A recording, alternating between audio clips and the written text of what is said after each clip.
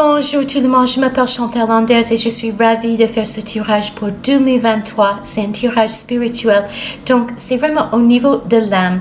C'est une année 7 et le 7, ça représente tout ce qui est à l'intérieur de soi et des savoirs et des connaissances anciens, du savoir ésotérique par exemple, des vies avant. Donc c'est une année où vous serez vraiment en face entre vous et vous, de connecter à cette partie de vous, de demander ce que vous voulez dans votre vie, ce que vous voulez changer.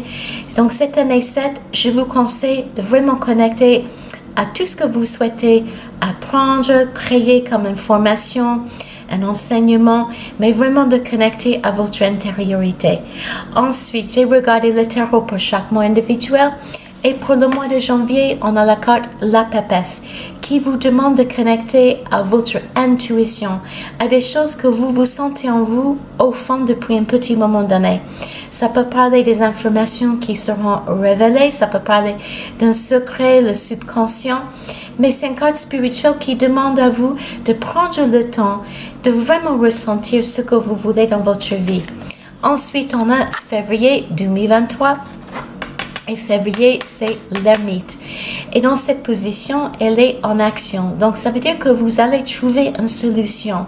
Après, peut-être à un moment donné, depuis très longtemps, où vous cherchiez quelque chose. Donc, cette solution, ça vient après une longue recherche. Voilà, donc c'est très positif. Ça parle de la sagesse aussi, l'ermite. La sagesse, la patience.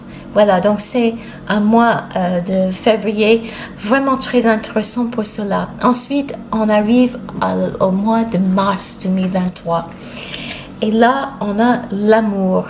Non seulement l'amour, mais les choix devant vous. Donc, vous avez un choix important à prendre et vous allez prendre la bonne décision. Donc, connectez à votre intuition, vous allez trouver la solution par rapport à ça et ensuite, il y a le bon choix. OK? Ensuite, on arrive sur le mois d'avril. Et là, on a l'homme pendu, mais il est en position passive qui parle de l'indécision. Donc, vous serez peut-être indécise par rapport à certaines choses. Peut-être que vous devez, par rapport à ce choix du mois de mars, vraiment de ne plus être indécise. D'accord? Voilà. Ensuite, on a pour le mois de mai, la réussite de quelque chose, c'est en action là. Donc, en action, ça veut dire que le monde est à vous, que vous avez atteint une réussite de quelque chose, c'est très positif et c'est vraiment génial pour vous. Donc, le monde est à vous. OK? Donc, vous aurez accompli quelque chose de très important pendant le mois de mai. Ensuite, on rentre dans le mois de juin. Ça nous demande de faire un repos, de prendre le temps d'être patiente pour trouver une harmonie qui va venir à la suite, de mettre un peu de l'eau dans votre vin, de connecter aux anges aussi. Voilà, ensuite on arrive en juillet. Donc en juillet, ça parle de la carte qui est en passif. Vous cherchez une victoire qui n'est pas encore là. Donc peut-être que vous allez faire un voyage, peut-être que vous allez faire une vacance, de prendre un nouveau départ vers quelque chose, une formation, ou même déménager une nouvelle relation, et peut-être tout de suite, vous n'allez pas voir les fruits de tout cela. Vous cherchez la victoire, soyez patient, ce n'est pas pour tout de suite. Voilà, donc c'est un mois d'action en tout cas. Alors, je vais juste vérifier que je suis au bon mois. Maintenant, janvier, février, mars, avril, mai, juin, juillet. Et ensuite, on arrive en août. Donc, août. Là, on est l'empereur qui est en action. Donc, on prend sa place dans la vie. Alors, août, pour la plupart de nous, c'est un mois de vacances, de détente. Ça peut parler aussi de créer quelque chose au niveau concret. Donc, de créer des fondations pour une entreprise, de fonder une famille, de prendre sa place dans la vie, une décision importante, comme on a parlé tout à l'heure. Ça peut parler même de construire une maison, par exemple. Donc, il y a quelque chose qui va concrétiser le mois d'août. Voilà. Ensuite, on est en septembre. Et là, cette carte qui est en position active, ça parle de belles nouvelles, quelque chose qui va peut-être basculer les choses. Donc, des fois, on tombe amoureux ou on déménage. Et il y a des changements soudains qui arrivent avec cette carte. Mais dans cette position, ce sont des beaux changements, de bonnes nouvelles. Mais ça peut basculer et nous, avec les changements, nous les humains sur Terre, on a du mal avec ça. Mais n'oubliez pas, comme vous savez, on n'est pas que des humains, on est surtout des âmes. Voilà, donc il y a des changements. Ensuite, pour le mois d'octobre, c'est la carte de la lune et c'est la carte de la créativité, la médiumnité, elle est en action. Donc vous allez trouver une solution créative par rapport à une situation qui vous a angoissé avant. Je parle des derniers mois dans votre vie. Ceci, c'est un tirage spirituel, comme je vous ai dit. Donc, au niveau spirituel, c'est vraiment votre médiumnité, la créativité, d'aller en avant avec une création, quelque chose que vous vouliez toujours faire. Ça peut être un travail, une maison, un déménagement, quelque chose, par exemple, d'avoir un bébé. Mais ça parle aussi de créer quelque chose avec sa propre connexion avec l'univers. Ensuite, on arrive sur le mois de novembre. Et là, on a le diable. Alors, le diable, quand il est en action, elle est positive. C'est une carte très créative, dynamique, magnétique.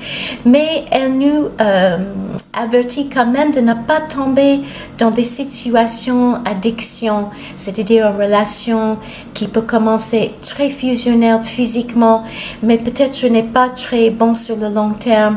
Ça peut être, comment on dit en anglais, on dit too much of a good thing. Donc, c'est bien d'avoir des bonnes choses, mais de ne pas tomber dans l'excès. Donc, de faire attention à ça et dans vos choix, de ne pas vous trouver dans une situation où vous allez avoir du mal à s'en sortir. Donc, ça peut être par rapport à une culpabilité. Donc, vraiment, ça vous oblige de travailler sur les schémas anciens, peut-être des anciens traumatismes. Mais c'est un cas très positif. Donc, il faut vraiment connecter à tout ce qui est positif et pas le côté addiction. OK? Ensuite, on arrive sur le mois de décembre et ça parle de la justice, de trouver un équilibre. Donc, vous allez trouver un équilibre entre la matérielle et la spirituelle. Donc, cet équilibre, ça peut être par rapport à un contrat, ça peut être par rapport à un accord légal, le mariage, ça peut être une décision de la justice. Mais tout cela, parce que cette carte est en positif, en action, est une décision positive. Quand j'ai ajouté tous les numéros ensemble, on arrive sur une année qui est plutôt positive, parce que toutes les cartes sont en action, surtout en action. Les seules choses qui ne sont pas en action, c'est l'indécision, un besoin de patience, un besoin d'attendre pendant que vous mettez les choses en place pour une victoire. Et aussi, excusez-moi, des choses à connecter par rapport à un secret, quelque chose enfoui en vous. D'accord, le subconscient, des choses à travailler.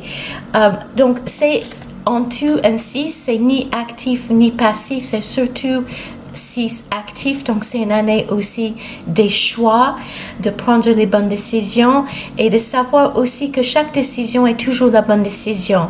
Et même si on n'a pas pris la décision que peut-être on s'est dit, j'aurais dû le faire comme ça, non, faites confiance. Il y a toujours des opportunités de rattraper les choses, de reprendre les choses en main. Voilà. Ensuite, j'ai demandé pour les oracles de chakras et on m'a dit avant que j'ai tiré la carte, le plexus solaire qui est le soleil, l'importance du bonheur, le soleil, d'être dehors dans la nature avec ses amis, de prendre soin aussi à ce que vous mangez, à votre ventre et les choses que vous digérez émotionnellement aussi. C'est surtout ça. C'est quand on parle de tout ce qui est physique, ça commence déjà tout de suite avec tout ce qui est émotionnel, tout ce qu'on a vécu avant les événements. Donc le plexus solaire parle aussi de la confiance en soi, la volonté, d'utiliser sa volonté. Voilà. Si vous avez des questions, n'hésitez pas à mettre vos commentaires sur cette vidéo.